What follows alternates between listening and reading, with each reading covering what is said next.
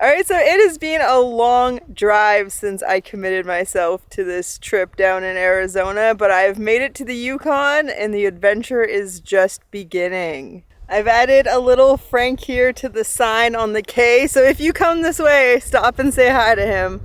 It has been a beautiful drive so far today. So many gorgeous lakes and wildflowers lining the road have just been absolutely intoxicating. I have a long ways to go. I have 4 or 5 days to get from here to the start of the Dempster Highway, and I have to do a bunch of chores in Whitehorse, so it's gonna be a bit of a haul, but I'm stoked for it. It's gonna be a great time, and I'm excited to bring you along for whatever happens on this adventure.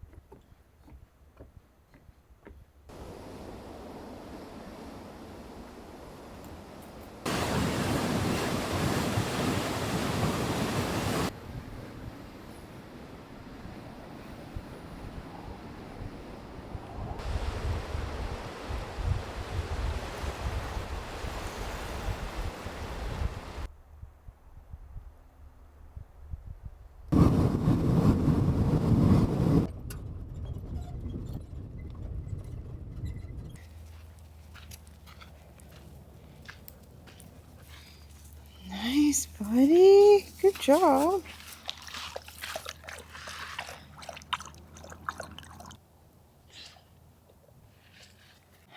What?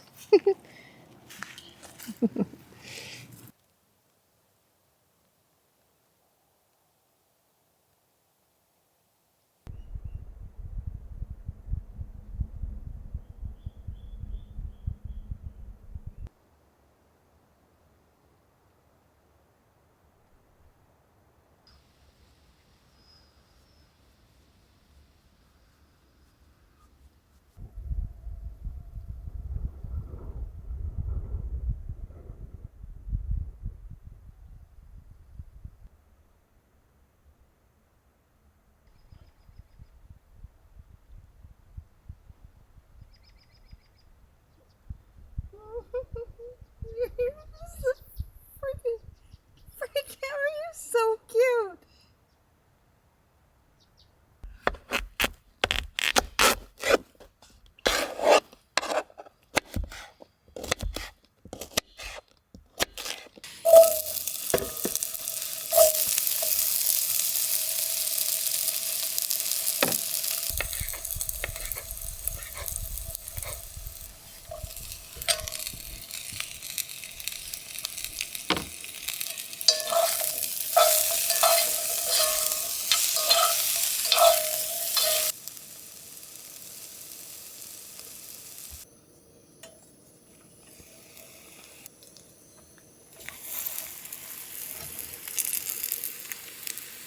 All right, I'm so excited for this. I put in avocado and nutritional yeast, and I fried all 4 sides, like as it should be. Yeah, so here's to vegetables. Mm.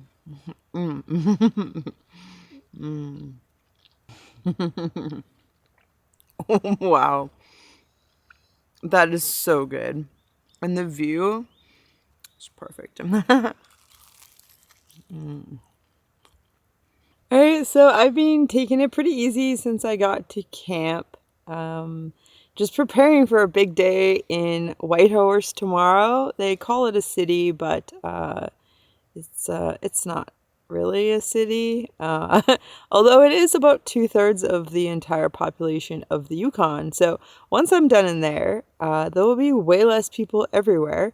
But tomorrow's gonna be a big day, big chore day, shower, laundry, groceries, what have you. So I've just been doing research to prepare for that, and resting, and yeah, just kind of processing a lot of emotions since getting into the Yukon. Today's drive brought back a lot of memories from my last day here on my last visit in 2016, and just kind of reliving the drive in reverse. And the more I get into the Yukon, the more I remember my last day here, parting ways with someone I loved very much and was very fond of. Feel incredibly grateful to have known and had been a part of my life. And it was great, parting on awesome terms. I had to go to Haida Gwaii, and I had not realized at the time that I would never see him again. And it took a while for that to become apparent, because we traveled in separate vans, and we had spent 2 summers together in the Yukon climbing and foraging, and my first ever trip to the US was with his guidance and support. So when I first met him, I had been living in a van about 1.5 years, and he had been living in a van for more than 10. So I learned a lot from him, especially at a time when it really wasn't even close to the type of thing it is now. There wasn't van life resources. There was hardly any van life channels. Like, the idea of going on YouTube to watch van life, like, never crossed my mind. So yeah, he was a really, really important, really special person in my life, and I have not seen him since, and it's heartbreaking. And being back here, it just is like ripping the wound open. I never really got over it, I guess. I just learned to live without him being a part of my life. And so yeah, it's been a big day, and I think it's going to continue to be a big day, and it's going to be a hard season surrounding this. But my hope is that when I leave the Yukon this time, I'll have yeah, just kind of finished closing that door. So yeah, it's just coloring my current experience. So yeah, I'm just gonna relax the rest of this evening, and I think take out my drum and play that for a while, because it's been a few days, and that always just helps center me.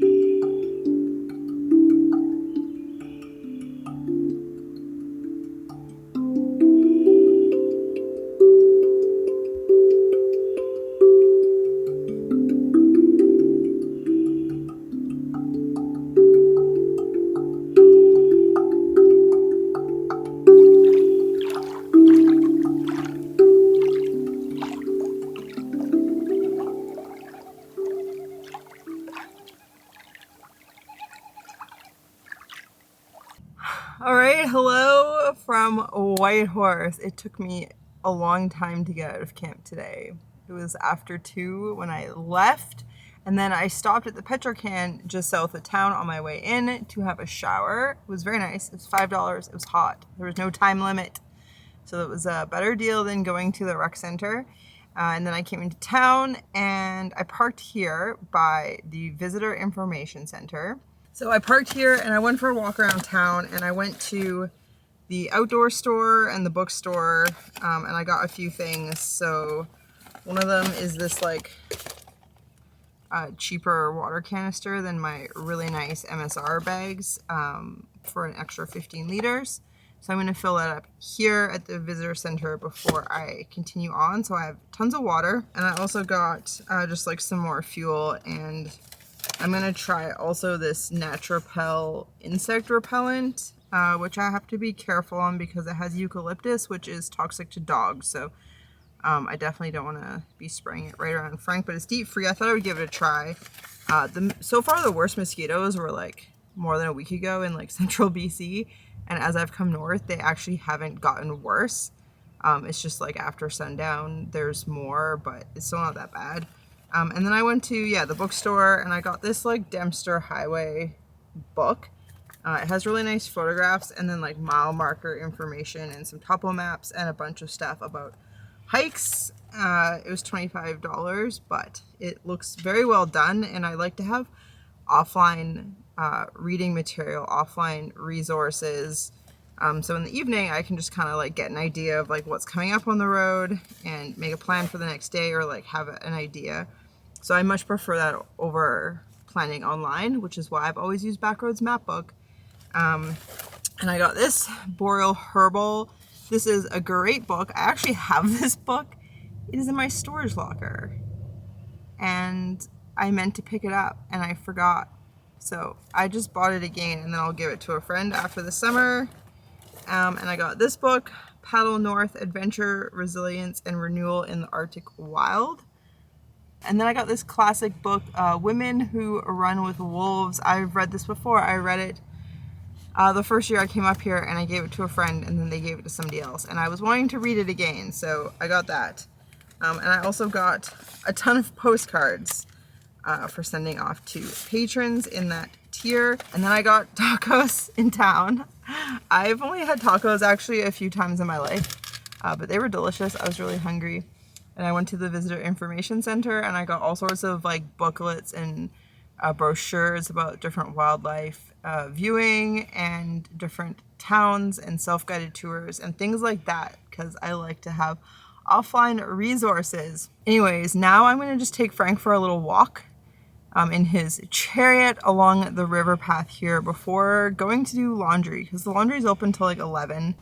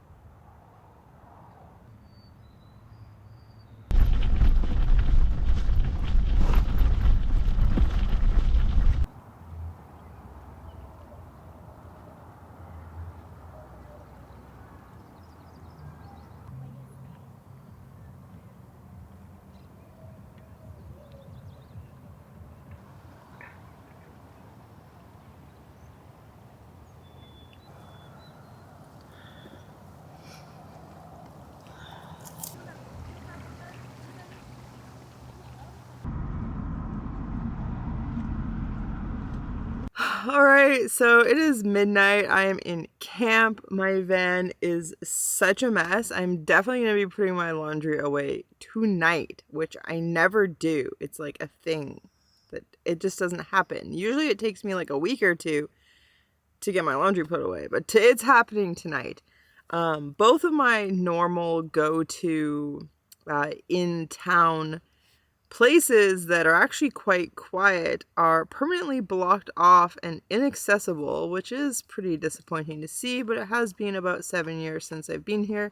So I just found a nearby spot on Our Verlander, and you know, the road is like right there, so I mean, I'll hear cars, but like whatever. I just like, I do not want to out of town adventure, because in the morning I'm going to get up, I'm going to go to the grocery store, and I'm going to go to Canadian Tire and do my final stocking up, and then we're heading north. We're going to be driving over 2 days, I'm hoping, to the start of the Dempster Highway. So it's pretty exciting. We are nearing the end of our paved adventure, and then it's going to be like, I think it's like 850 kilometers of gravel road each way. From the start of the Dempster to Tuk.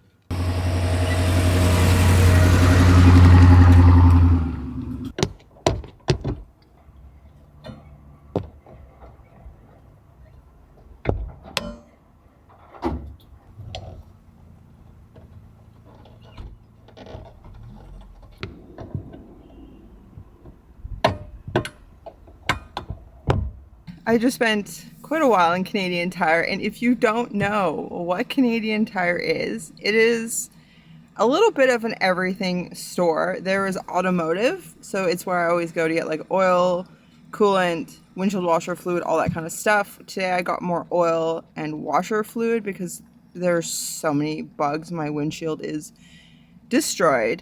And also, since my last oil change about a month and a half ago, I've had a slow leak at the oil filter because they over tightened it.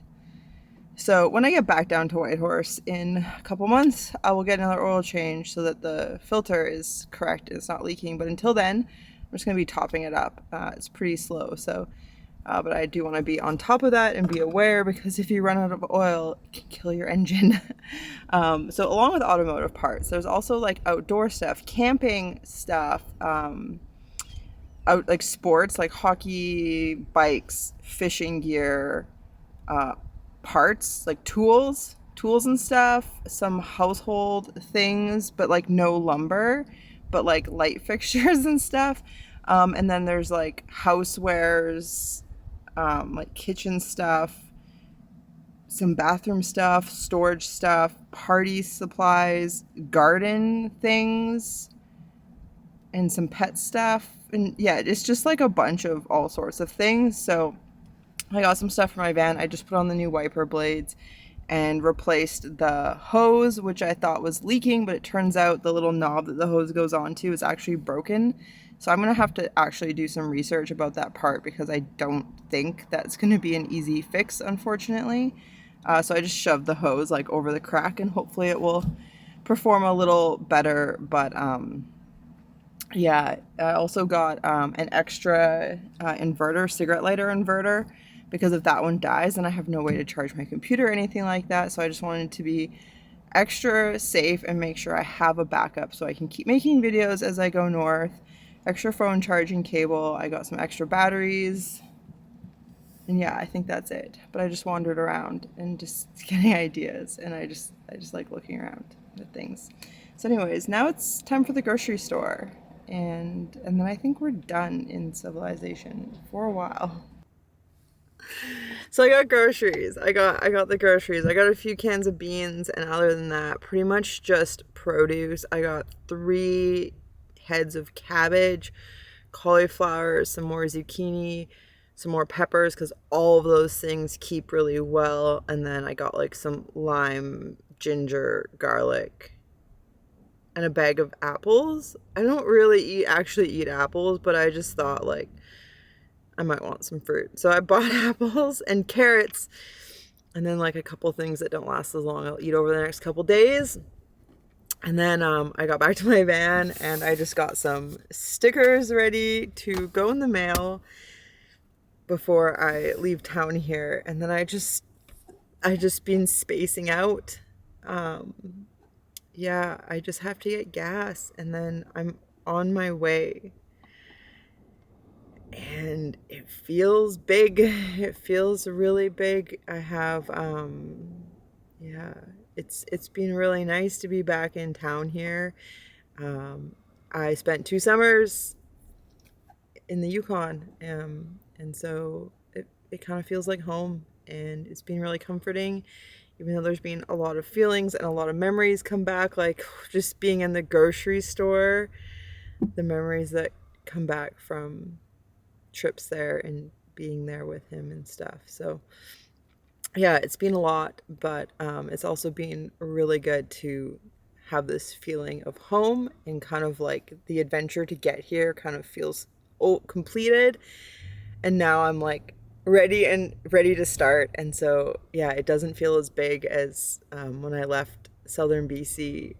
It feels like kind of like a reset from here forward. So I have nothing left to do but get gas and go.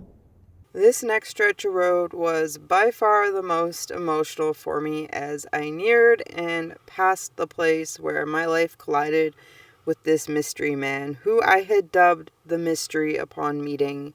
He still remains mysterious, and I've been made aware of how well I had managed to just put him out of mind despite not being over it. I am now further north than I've ever driven myself. I'm at this rest stop where there's a historic building. And yeah, I'm just gonna enjoy some cinnamon bun and keep driving. I don't know where I'm going or how far I'm going tonight.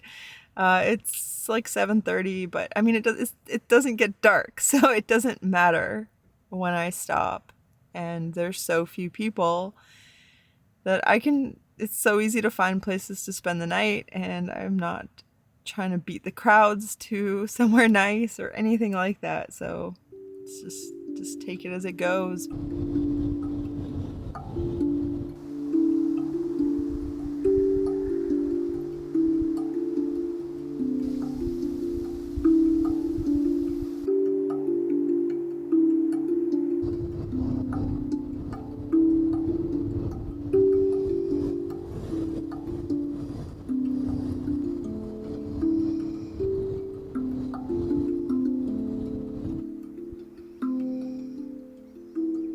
It's a beautiful drive so far. It was a really cloudy morning and it was raining in camp, so I didn't go for a walk there. And then as soon as I got gas in CarMax and started out, it started opening up and being sunny. And yeah, it's really fun because although I have been here before, I was 13, I was on a bus going to summer camp, and I don't recall any of it, and I actually remember the drive being really long and boring. But now that I'm here in my van on this great road trip, yeah, it's really pretty, and I'm really enjoying the drive so far.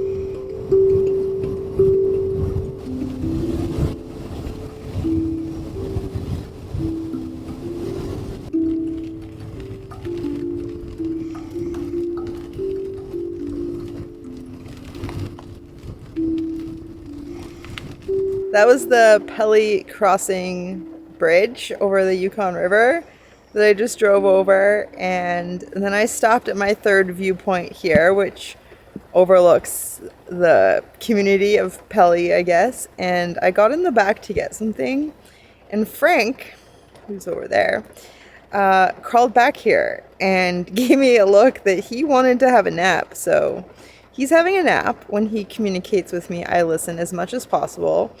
And he's just decided in recent years he's not going to sleep while driving, that he must supervise. He is the supervisor on duty. And he wants to be off duty right now. So that's what we're doing. So it's raining. I get it. And yeah, we've been doing a lot of driving lately. So we're just gonna chill. He's gonna nap. So I'm actually gonna end this video here. I'm feeling a lot better after all those feelings I went through the past bunch of days. I'm sure it's gonna continue to be a thing, but I think the big wave is behind me. Hopefully you enjoyed this video. I am so excited for the next stage of this adventure, where we're gonna be starting out the Dempster Highway. So excited. My plan tonight is to actually get to the start of it and just sleep there. And then tomorrow, start up the Dempster Highway. It's going to be 887 kilometers of gravel road from the start to the Arctic Ocean. So if you haven't already, please subscribe. Hit the little notification bell thing.